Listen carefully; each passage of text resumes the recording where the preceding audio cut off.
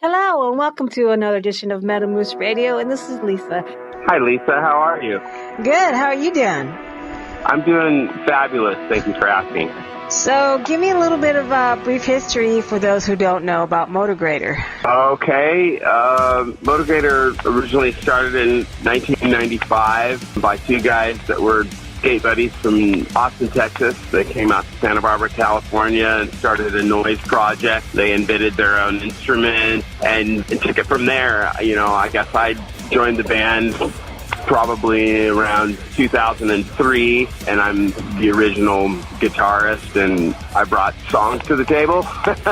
And that's also when Motograter first met Ivan Moody and embarked on the making of the first Motograter record. So that's kind of where it started. It started off as kind of like a punk rock, full noise thing, and then evolved into kind of a song-oriented band. And we released our major label debut and toured with Ministry, and we're on Ozfest. And, had some success before the whole thing kind of imploded. I came back and resurrected the group. Ivan went on to form Five Finger Death Punch and become a huge success. And all these years later now, we've got a new lineup. And we have a new album that's going to be released on Friday, so we're really excited about that. And here I am talking to you. How was that? Was that pretty good? That was pretty good. That's a short, sweet version. Now, Motograter, that's an instrument how did that come about? And that's the influence behind the name. Sure. That was kind of before my time, and that was something that Bruce Butler and Joey Shavonsky, created in the metal shop. It's a unique instrument. I've never seen another one really. I believe there's only two in existence. It's almost kind of like a industrial lap steel. If a lap steel sounded like a full, down-tuned bass and distorted and weird. It's kind of like a percussive instrument, and it's kind of like a linear bass instrument, a fretless, thing that you beat with a stick, and it's kind of unique, and yeah. And so the band was kind of built around the instrument in a lot of ways, and there were challenges to that. I remember first coming into the band and trying to figure out how we were going to make this thing be able to work with, less primal, complex riffs. And once we were able to put like a capo on it or have a first starting note, we took it from there. And now Dustin Skunk Anderson, he plays it, and he does quite well, actually. So. You don't use that instrument on every song, correct? Just on certain songs? For the most part, yeah. It's on the record completely, and we use it, it's kind of... the band wouldn't be the same. We wouldn't sound the same without it, really. I know I've seen you perform here in Houston a few times, and I've seen that. I was like, well, what is that? Right. We get a lot of people kind of frowns, the head like tilts like a dog, It's like, what? Huh? What is he doing? What is he doing? A keyboard? He's hitting it with a stick. Yeah. Definitely, a conversation starter for sure. Right. So is that correlation kind of with the makeup, the tribal makeup that everybody wears? You mean the paint? Yes. Yeah, that's another thing that's a kind of a Motograter tradition. By the time I had joined the band, that was already a thing, and they had already taken the paint and perfected it to a degree. And so, that's another kind of unique thing about the band. It's, as much of a pain in the ass as it is to have to wash that stuff off in the sinks of the clubs every night. I think it's worth it because it gives us a unique look, and it's a definite feel. You put the war paint on and you're ready to kind of go into battle. All the nerves are gone. By the time the paint dries, you're ready to get up and tear the crowd a new one. Right, or sweat it off. Yeah, that happens too. So, what are the influences behind this new album that's coming out August 11th? Yeah, it's dropping on Friday. We're really excited about that. As far as the influences, I think each person brings, a plethora of musical instrument styles kind of to the table. As far as influences, I'm kind of a shredder guy, and I'm, I like songs. I'm a kind of classic rock guy. Mylan, our bass player, is super into classic rock. He knows all the old classic tunes. Right. And then Dustin, the guy that plays the Motograter, he's kind of a new metal head, and he likes a lot of new, like, grindcore shit. James, our vocalist, is super into, like, Nine Inch Nails and that kind of industrial / goth thing, and then, we have Noah, who's, huge Pantera fan, and we won't forget about Jesse Stamper on rhythm guitar either. Mm-hmm. He's a big new metal guy. So when you get the amalgamation of all our styles, and you put it together, you get this new album, and what you have is Desolation. So we're really proud of it, and we're stoked to kind of be able to drop that on the masses in a couple days. Woo!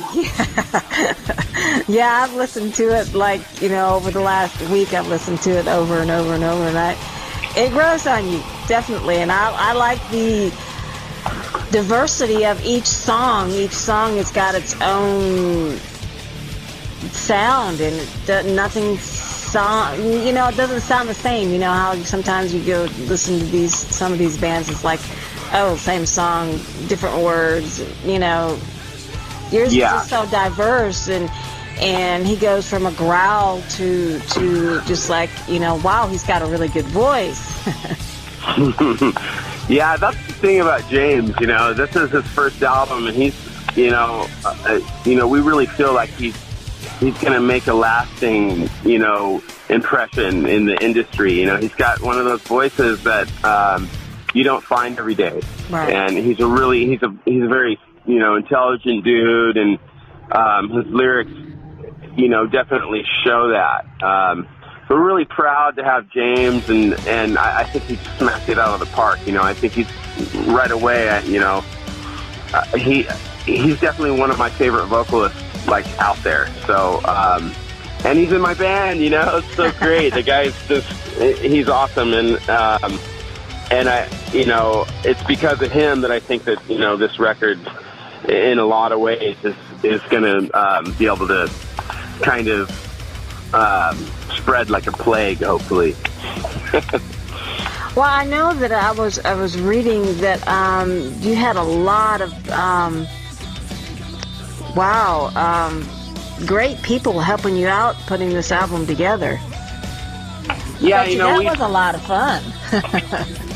Yeah, it took a long time, and so many man hours put in, from Aru Luster, who, of course, he worked with Machine Head and Il Nino, Terra Universal. He came on board to produce. We met him on the Civil Unrest tour, and that was a blessing, because he really took the band and really pushed the agenda forward. I remember him flying out from Denver and us kind of starting the whole project together. And from there, we had Josh Wickman mixing and working on the album. He's fantastic. He's worked with a lot of great people. And, Mr. Sham Sheeran, the dude that did the art, is incredible. He's worked with everyone from Ministry to Kiss to, he's just a fabulous artist. So we've had all these people kind of collaborating with us, and what you get is the end result, which is Desolation, and, we're really proud of it. So can't wait to see it released. Now, from what I understand, the single Dorian's already been out there on the radio play and YouTube, and people can listen to it. Yeah, if you haven't heard it, call your local rock radio station and request it for sure. I believe it's blasting on Spotify. I know that there will be a video that we just filmed. We actually filmed it in Ohio at the Ohio State Reformatory where they filmed Shawshank Redemption. Yes. This really old, cool prison, and we were able to go in there and shoot this new video, and we're really excited to see that. Will probably be released in the next day or two. So you'll be able to watch some imagery and hear the song at the same time. That's going to be cool. I'm looking forward to that. Wow, that's awesome. So, Yeah. With that going on, you're going to be starting a tour September 19th, I believe? Yes, we are. That'll be the Desolation North America run, and we're looking forward to that, to being able to play some of the new cuts off the album, as well as some of the old stuff. We've been, for the last 4 tours, we've been direct support for the likes of American Head Shards. We went out with Dope, and we also did 2 runs with Head PE. So, short sets, and being a support act's great. You get to play in front of the headliners audience, and it's an honor. But we're looking forward to getting out there and playing for a longer period of time, and bringing the music to the masses. So we're excited to start that Desolation run. So how long is the tour going to last? It looks like it's going to be about a 2-month run. So we're going to head all the way from the West Coast, head east down to Florida, New York, everywhere in between, Texas, that. And so we'll be trekking across the country and back. And it looks like we'll probably be playing almost 60 shows with about 1 day off. So that's a nice long run.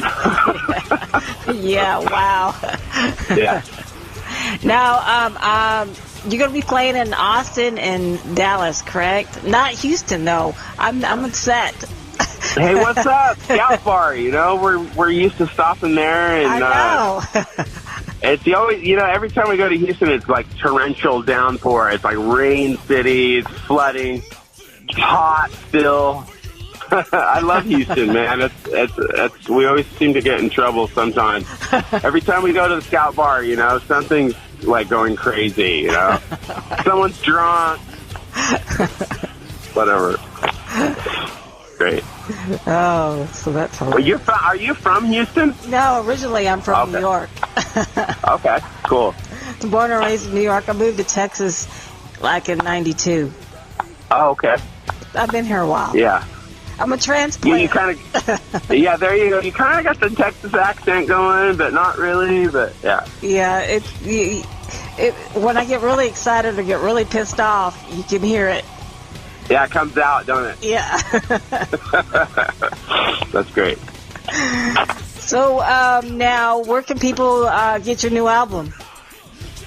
You know what? I think we're gonna hopefully have that in some Best Buys, and I know that EMP is going to focus on the mom and pop stores. Uh-huh. So if you have a local record store, you can hit them up. Also, you can go to EMP at merch.com or EMP, our label, and you can order it through there. And I believe you can also order it on our Facebook page, which is just /Motograter. So, and if you want to buy a copy, you can buy it from us when we come see a show, and we'll hook you up too. So, and sign it and take pictures. Absolutely. Take shots, take pictures, whatever. Yep. Sounds like fun. Yeah. Seems like I'll have to drive to Austin to see you, though. Well, you know what? There could be worse places to come see a rock show, that's for sure. Yeah, I like Austin. Austin is weird and crazy. Yeah, you got Death Metal Pizza right down the street from where, you can go grab a slice and listen to some metal. Austin's a trip, man. I dig that town. All right, well, thanks for hanging out with me and taking the time out of your busy schedule before you hit the tour. Yeah, it's my pleasure. Anytime. I'd love to do it again. So hit us up. All right, thanks, and have a great tour, and I'll see you out there. We'll see you in Austin, darling. That's right. All right. Talk to you soon. All right, have a great day. All right, bye-bye.